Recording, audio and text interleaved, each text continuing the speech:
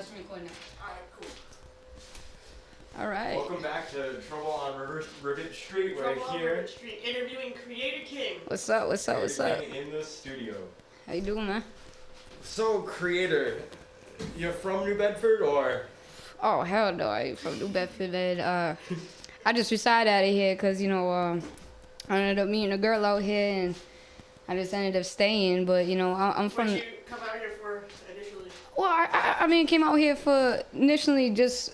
I mean, this kind of sounds mediocre, but I honestly wasn't trying to stay on New Bedford for anything. I was just out here to visit, and there was a girl that I actually ended up failing, and we just kind of ended up locking links, and we ended up together. So I'm out here for that, I guess, if you want to put it that way. That's the same reason I'm here.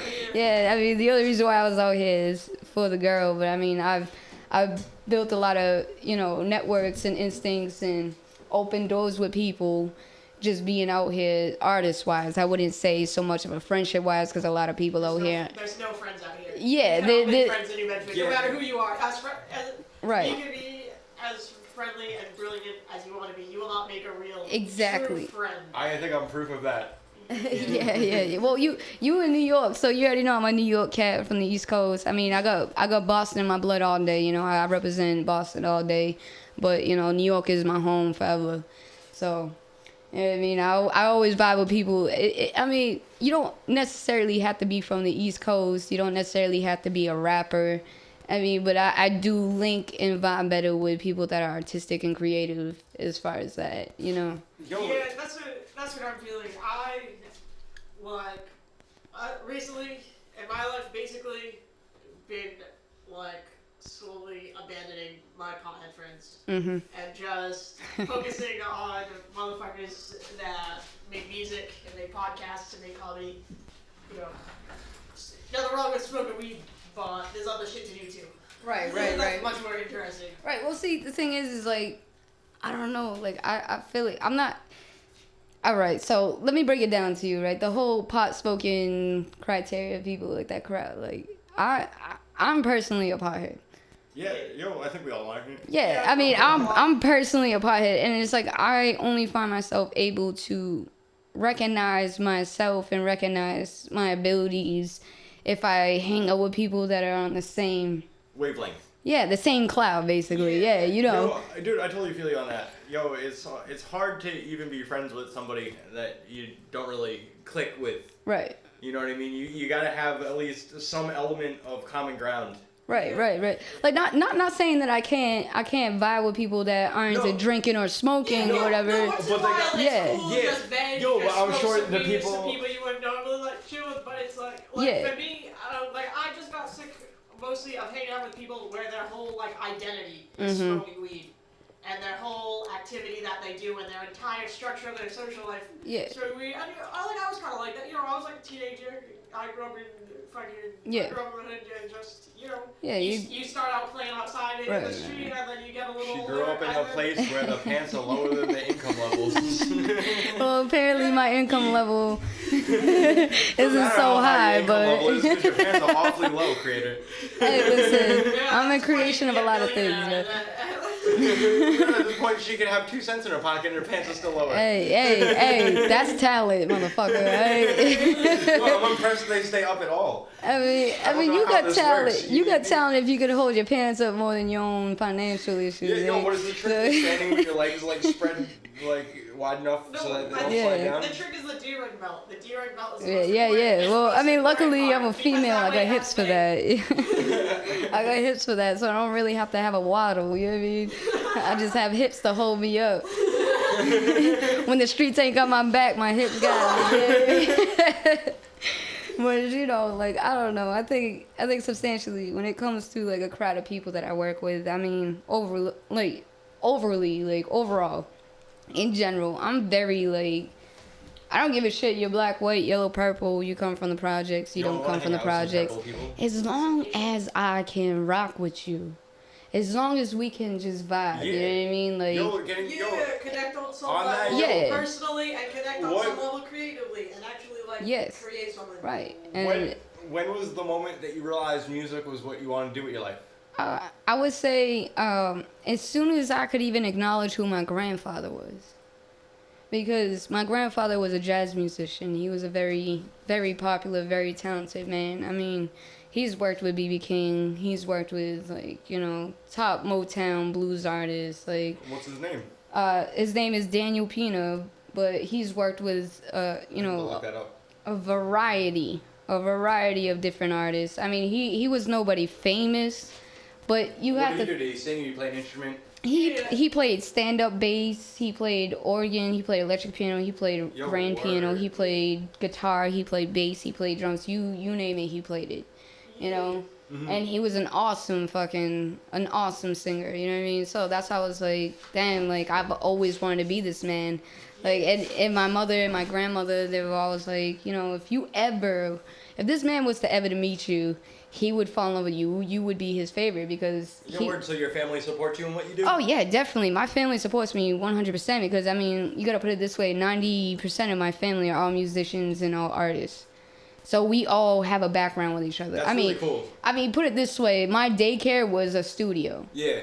So I was being watched and raised by artists. Yo, that's really cool. Yeah. So, I mean, yeah. So, like, it's like I can't really think that I'm not creative for no reason. You know, I can't sit here and be like, I did it all on my own because I'm not. I'm not an artist that did it on my own. I'm an artist that had many, many hands involved. What do you think is more responsible? Do you think it's more talent, or do you think it's more about being raised around it?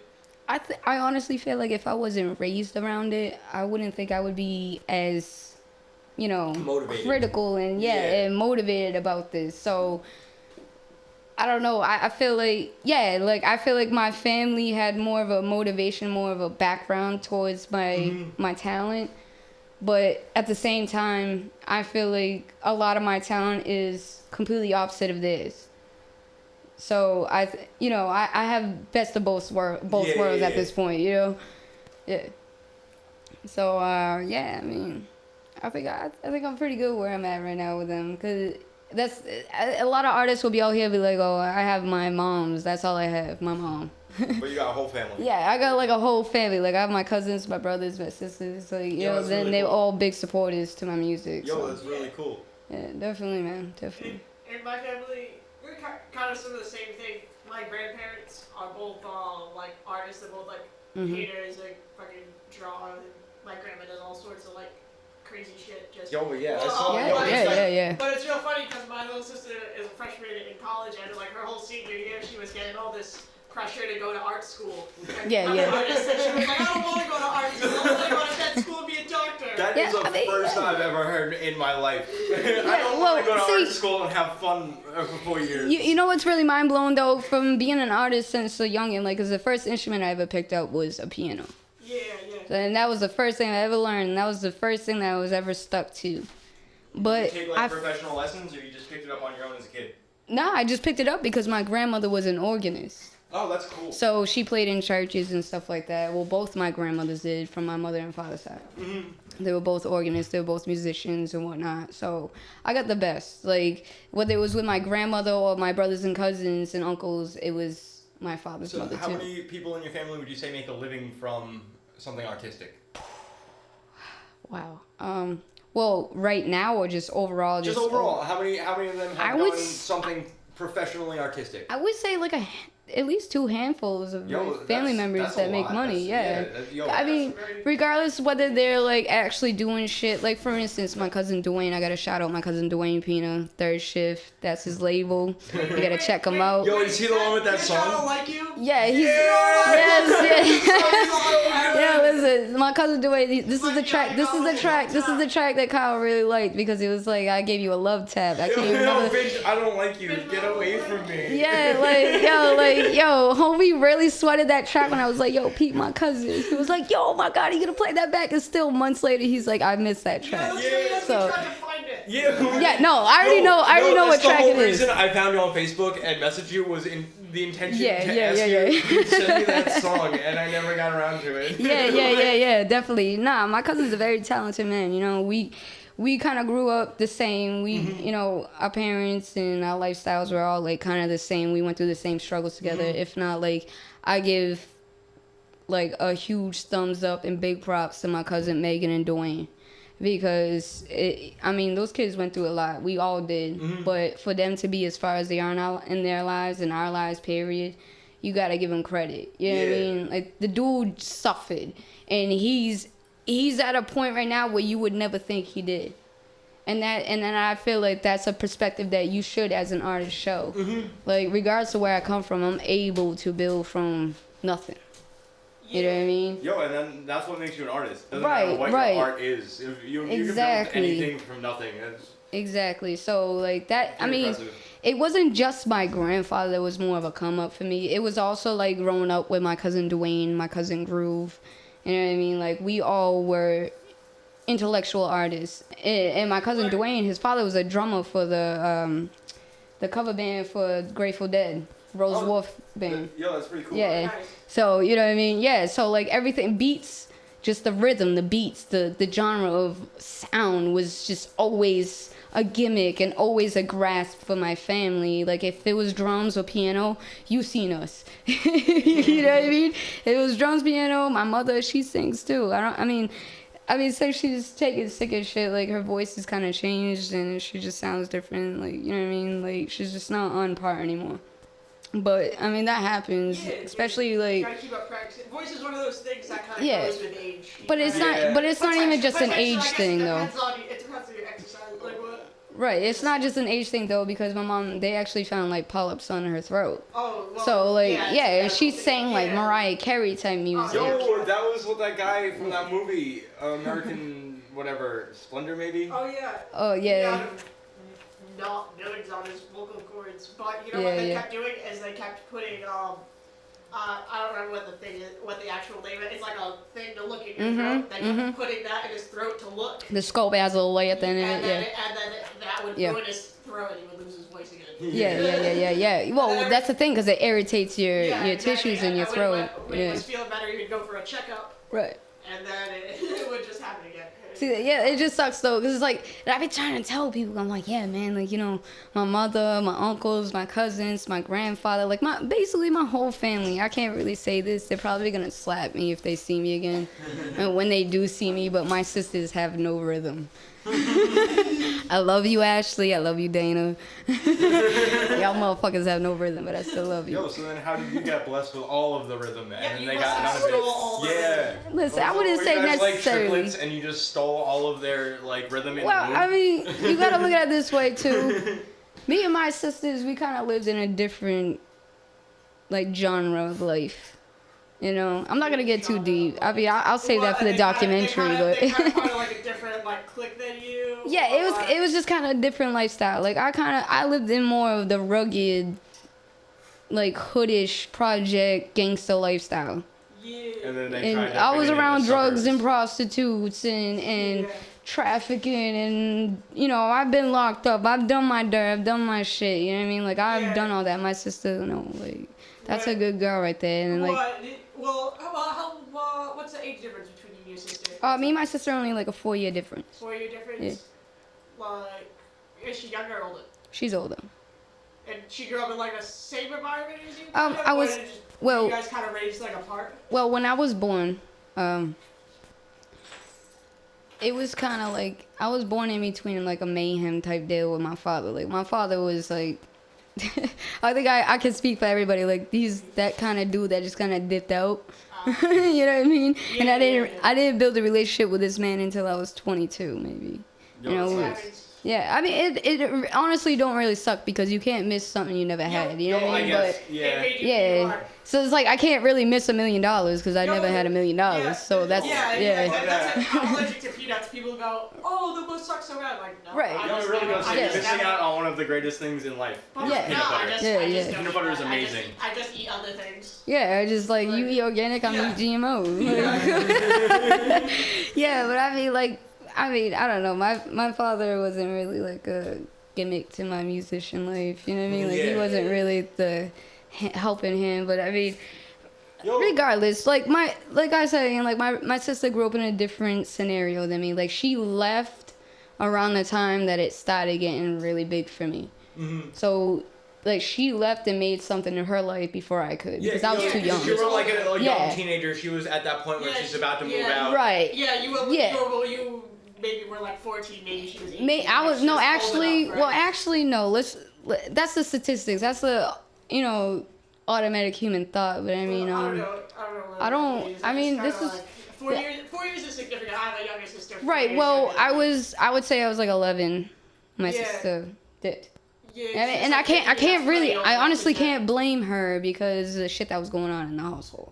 Yeah. So, like, you know what I mean? Like, I'm not gonna lie, I felt abandoned, but any child would feel abandoned when they're like, oh shit, like, Yeah, I you mean, grow why up. do you But- leave me with these crazy yeah, people? but now that I'm older, I'm like, you I get realize, it. yo, You know? She did what she had to do. Yeah, for her own self, right. You know what I mean? So, but I mean, I have no emotional matters on it anymore because we've talked, we've, strutted out. You're both adults now. Yeah, Yeah. we're adults Yeah, now, so we there's explained no- our there's no bad situations. blood. Yeah, Like- so, but like, I mean, I don't know, like my sister, for instance, like my sister Ashley. I have two sisters. I have a sister Dana. My sister Ashley, like she was mainly there for the most part, and she, I don't know, she had an idea about my music, but she never really knew. But everybody else did. And I was always confused. I'm like, yo, you was always with me, so how don't you know my music? You know what I mean? But like now she's like, yo, I be listening to your shit on Facebook. Like, yo, that shit's dope. SoundCloud. Like, and I'm like, yo, finally, you know what I mean? Like See, and then, but getting back to you were talking about your other sister left when you were like 11 or 12. Oh, actually, this is the sister I'm talking about. Okay. The other sister, Dana, my sister Dana, she wasn't really around, but that's not because like she couldn't be. It's just that she had a lot of other shit going on in her life. no, but Yeah. then Dana you grew is up. also older than you? I'm sorry. Dana's also older than you? Dana, yes, I'm the baby. Oh, alright. I'm the baby. Yeah. So. No, but then, so you grew up a little bit. Yo, you said you were in the army. Did you, like 18, I'm joining the army and getting the fuck out of this place? No, Or did it take was a little it bit? was more like 17 delayed entry program. So it was like, yo, I'm getting the fuck out. Yeah. Did that help you with the feelings about your sister that left? Once you were like, yo, I need to get the fuck out of here too? I honestly, let's put it on a personal note. I really didn't really feel good about anything until like legit recently, about a month or two ago. I mean, and I'm just being realistic. I mean, because I'm a 24-year-old female. I'm about to be 25. I'm a 24-year-old artist, and I come from a background of musicians. But there's always that little gap in between everything that has to do with just family, not so much music. So And then as you get older, you feel that more importantly. yeah. So that same thing happened to me. Yo. Yeah, it becomes a genre in my work. Yeah, yo. You know? I don't know if I would put it that. Yo, but I'm 25 now. Yo, you get to 25, you're like, holy shit, I'm halfway to 50. Yeah, And dude, you're like like, halfway yo, to I'm halfway to my halfway. Like, who don't want to keep in my life for the rest of my life? Yeah. You know what I mean? And then you start, you realize that, your family is who you really want there for the rest of your life. Right. Yeah. I mean, of course, like, especially coming from where I come from, like the things that I was dealing with, like I always felt alone. I was always by myself. You could put me in a crowd of people and I still felt alone. And I mean, still to this day, I'm an adult and I still have those, those recognitions of thoughts. I But was the I exact feel same way, Yeah. especially when I was a kid, I just felt so Well, that's one of the isolated all reasons. the time. Yeah. It's like Right. even when you're in like a group of people and they're all like being real friendly, Yeah. and encouraging, It's just- you're still yeah, just it's like, quiet, I just man, don't like- feel- It's not the same. I kind of felt like, I'd never identified that feeling as that until later on in life. When Yeah. I identified that feeling as just like, what the fuck is I going think- on? I think and then I've- you think back and you realize that it's yeah. nothing new. You've been feeling that way your whole life. Well, I think I've always kind of identified that emotion and thought process.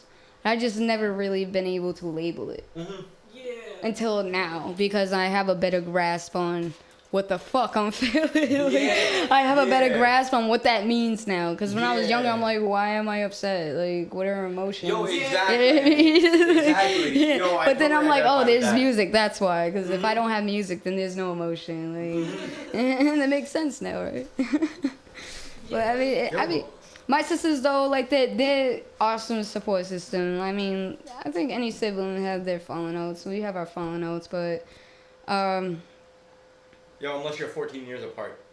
yeah. Well, I mean, you could be lucky in those situations. You could actually fall into a good bond with someone that's a lot like It's hard. two generations I have forward. a sister Yeah. that's, my only sibling, 14 years younger than me, was never really around because, I was like, I was 14 when she was born. I was out doing my own thing. Yeah. You know what I mean? I spent, the entire last, 11 years, doing my own thing, and now it's at a point, I feel terrible, but I have no idea how to even approach a relationship. Now she's 11 and she's starting to be a person. You know? Yeah, now she has a personality, she has a mentality, a moral. She has her own fucking shit going on, kind of. Definitely. Yeah, I mean, I feel the same way. Like, my niece, she was my baby. And ever since she was little, I'm like, you'll never grow up to me. Yeah. And now she's like, Alyssa, that's her name, first of all. That's my baby right there, Alyssa. I remember the day my sister was born. You know what I mean? She was this big. She was 5 pounds. She was really tiny. Yeah, that was my baby. Even when my sister was pregnant, you would have thought I was the baby daddy because I was all that was weird. And I'm a female for one. So if anybody knows who Kreator is, I have a vagina. I have a vagina and I like vagina. But this situation, you could have sworn, if anybody looked at it in another perspective and I was in a different body, you would have thought I was the baby daddy. You know what I mean? Because I was so excited. It was my first niece. You don't even have to be in another body anymore. Because, 2 women can have a baby now. Yes, but it takes technology. It takes syringes. It takes one dude. It don't take a dick. It takes syringes and dick and vaginas. Not necessarily. Not necessarily. You could do it that way. Or you can do it the old-fashioned way. Yeah. Just find a dude who's really attractive and have him make a baby for you.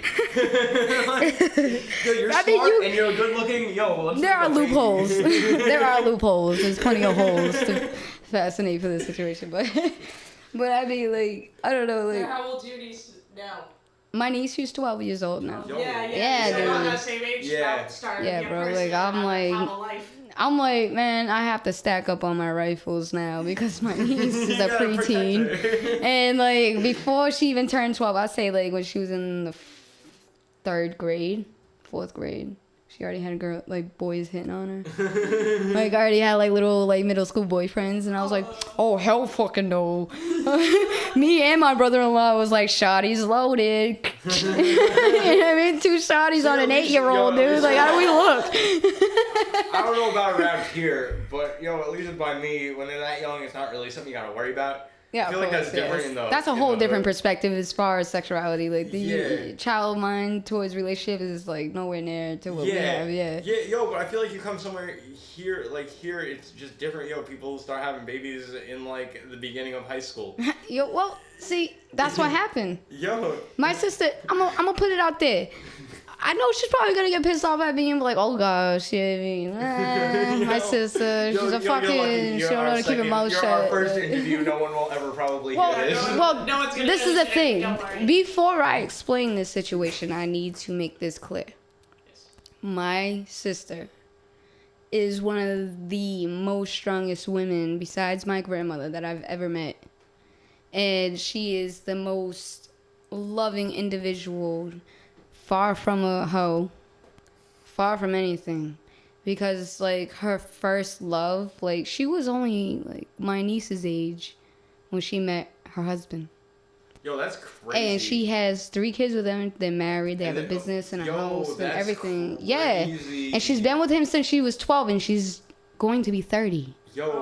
That's crazy. So you know what I mean? She's at a year or 2 mark before she's at 30 years old. Does that scare her at all? Oh, I'm sure it does. That's terrifying, I'm sure it does, but by the time you're 30, that's a scary. I think honestly, my sister has her best friend. Yeah. You know what I mean? Yeah. And regardless if I don't know if she feels like this, but regardless, I know every person that's in a relationship always gets to that point where they're is this gonna work out? You know what I mean? And I think that's anybody at a certain point where you're at. You think, mentally you might, hey, is this gonna go any further than already now? We're already getting to this point. You know what I mean?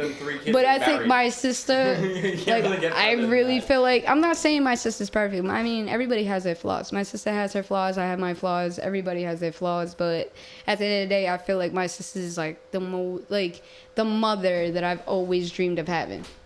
Yeah. She's an awesome mom. You know what I mean? She's an awesome person, and she don't even have a handful of people that she slept with.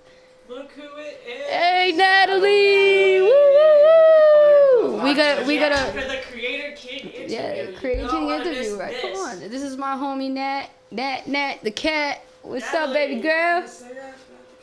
Yeah. Yeah. Might be a paper if you want to like float around and look for butts. Check the living room. There might be a paper. I got this. I can split it with that. My girl keeps trying to call me and they don't fucking tell him that I can't pick up the phone. You can't pick up the phone It's like reality. unless you put No, something there's on his neighbors. books. Yo, shout out to my nigga brothers, Mikey brothers. My homie's locked up right now. Free my cat. Free Mike Brothers. Yeah, that's my cat right Yo, now. I said we should all go to the I'm jail. gonna and sign. Yeah. keep my brothers in jail forever. Never. I'm just kidding. Nah, never that. we Brothers gotta go is my through the boy right signs. there. That's Free a my talented brothers. ass motherfucker. If anybody ever hears my tracks and Brothers is on it, holla. That dude is the most talented motherfucker I ever met. Yeah, Like he's one of the an most guitarist. talented Yeah, he's pretty motherfuckers sweet. I ever met, man. Badass. Yeah, man. Like he's so badass with the strings, man. When you put him on some acoustics, man, like it's a rap. It's a rap. Everybody's gonna want to fuck with him. I already sat there and we had a contemplation about making an album with just acoustics. So I'm gonna wait for him to get out the cage so we could do Yeah, right. this. You know what I mean? Yeah, definitely. What I mean. Nah, Everyone forgive Natalie. She looks like she just rolled out of bed. she did. That it's okay. You're beautiful as hell. Even when you come out with the rugged ass dumpster, you sexy girl. You sexy. She got that natural beauty. She does. She don't need makeup. She don't need no makeup. Makeup needs her. Yeah. Yeah, see? Like I don't need makeup. Makeup need me, nigga. Yeah, yo, Live it. might be the best look for her. I'm kind of like, yo, I kind of want to be in an interview. I wouldn't even want to say kind of. I want to be in an interview with Wendy Williams and Cat. I'm sorry. Well, I was going to say Cat Williams. But then my mind was like, nah, fuck that. Cat Williams a funny motherfucker, don't get me wrong. But I feel like me and Kevin Hart are on the same level, Yeah, height-wise. Interview, So- interviewing is a skill. I'm honestly impressed with how well this is going. Interviewing is hard. It's not hard. The thing is that if you want to interview motherfuckers, you need to interview people that can carry conversation. Yeah, that's what I was gonna say. You know what I It's mean? not like an interview. It's not question, answer, question, Right, answer, question. right, answer. yeah, You it's not have like to have Q&A.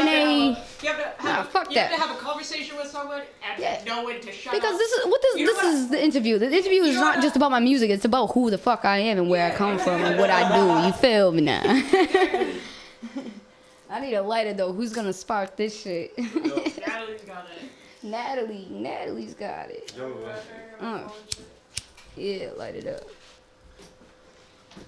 So, I mean, how about this? How about I interview you? We gonna swap this shit. okay. How about this? Right? All right.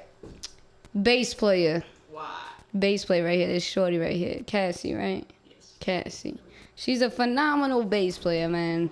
Y'all need to holler. See, you see how I flipped the script on this motherfucker? I'm the interviewed. Now I'm becoming the interviewer. So how long you been playing bass? So I was like 16. 16. That's like 6 years.